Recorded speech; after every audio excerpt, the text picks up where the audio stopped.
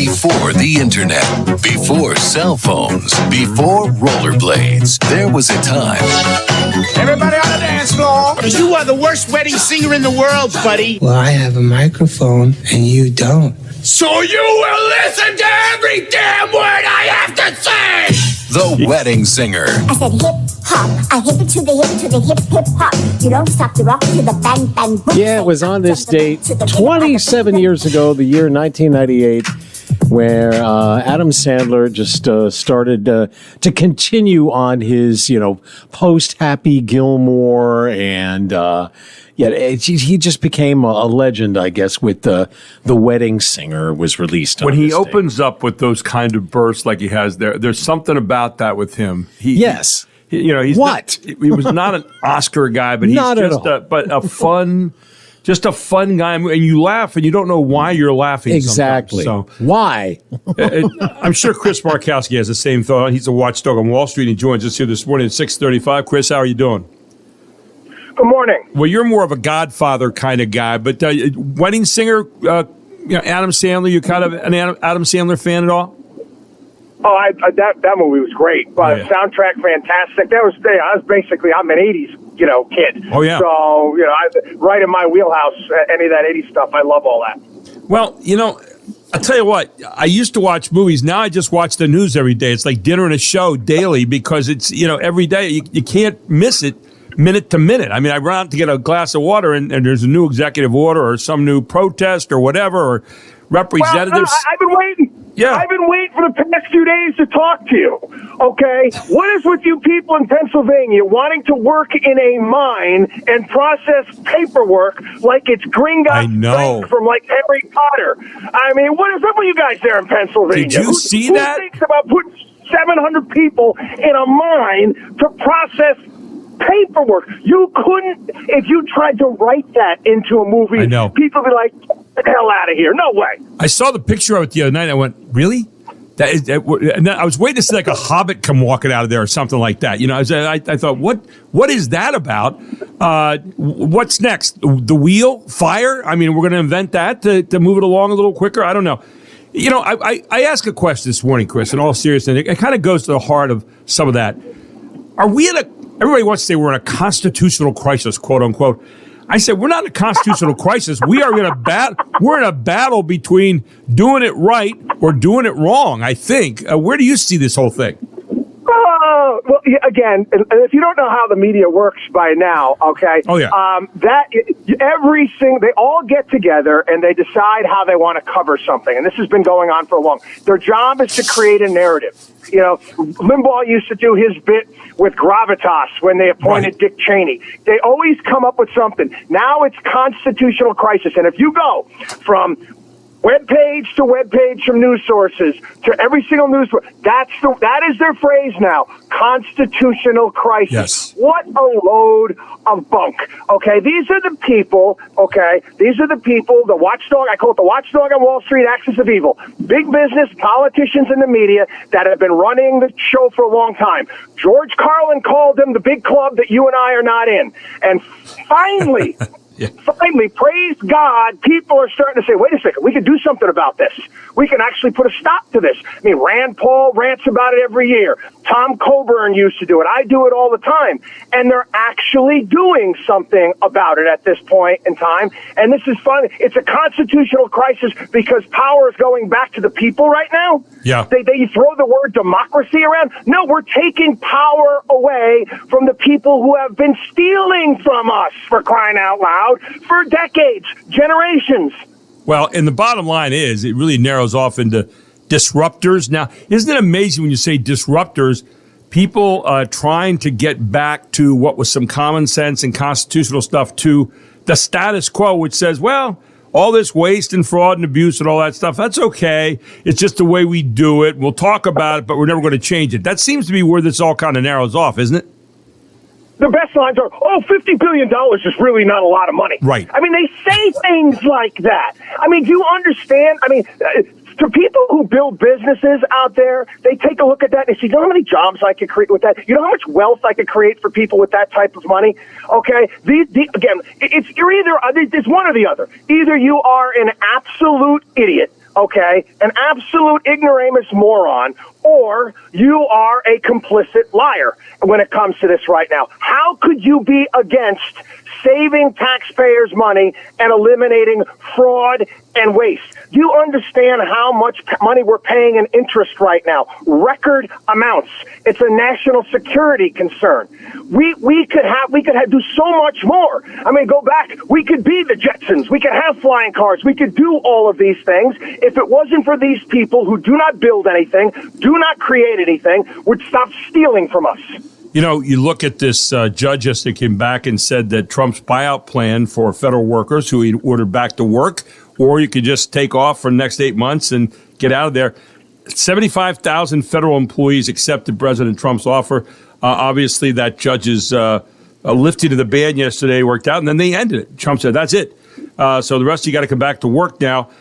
They say the 75,000 is below the White House's projection of 5 to 10%, but it was 3.3% of the federal government's 2.3 million workers that took the deal. So right away, you got 75,000 people out of there who maybe don't need to be in there right now, and maybe through attrition, we don't need to replace, or if we do, we replace some of those, but it's going to be already a cost-effective savings there. That's a great example of the kind of thing they're doing right now.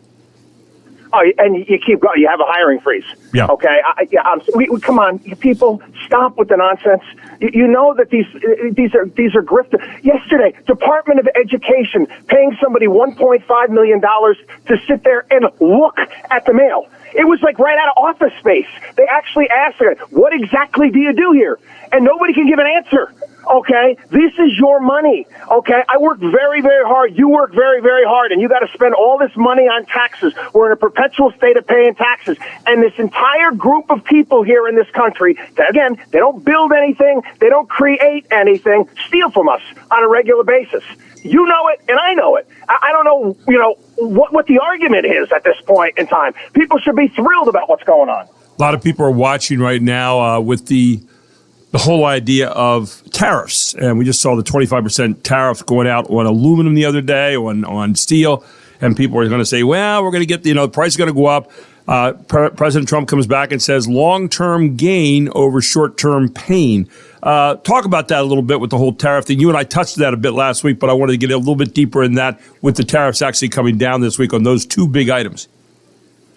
We're going to see where this thing washes out. Again, some of the things that people fail to understand is that certain countries they subsidize certain industries, and quite frankly, we do too. It was one of the reasons why I didn't like that CHIPS Act. I can't stand it. Is the fact that countries can run businesses at a loss if you can continue to dump money into them, and then they can make products and not worry about being in the black. Kroger Industrial Smoothing, Seinfeld right there, and they can just ship them off to the United States, and we can't compete against that. That's an issue with many places. I don't know so much in regards to Canada and Mexico, but most certainly in Asia. And I think that there's going to be negotiating points when it comes to this moving forward. We saw inflation jumped yesterday to 3% in January, and obviously that continues to be a nag, a pull. We're seeing the price of eggs up to like 4 something, or you got to take your mortgage with you to purchase them. Different things like that. What's your take on the overall look at the economy right now that way? Well, again, somebody want to tell me why we even have the Federal Reserve at this point in time? They're wrong all the time. I mean, they're interviewing Jay Powell. I mean, I don't even know how. At some point in time, you say, you know what, I quit. I mean, all you people there. I mean, it's amazing to me. You're never right on anything. Yeah. 400 economists, all these pedigree. Again, none of them have ever had a real job in their entire lives.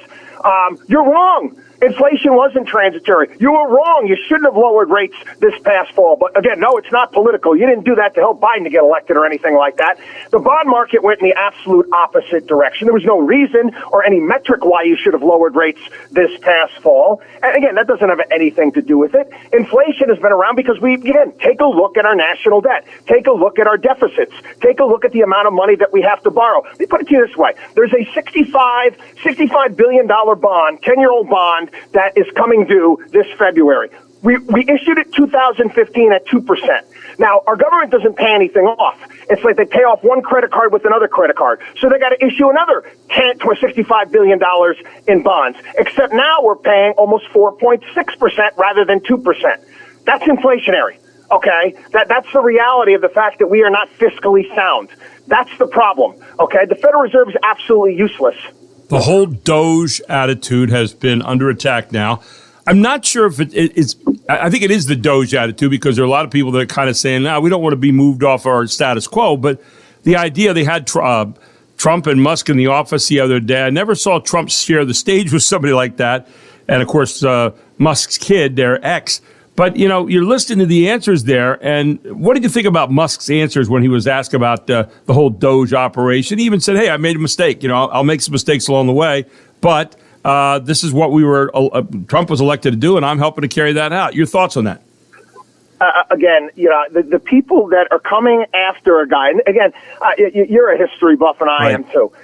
This is what the founders wanted. They wanted people to go and serve the government and then go back to their real job.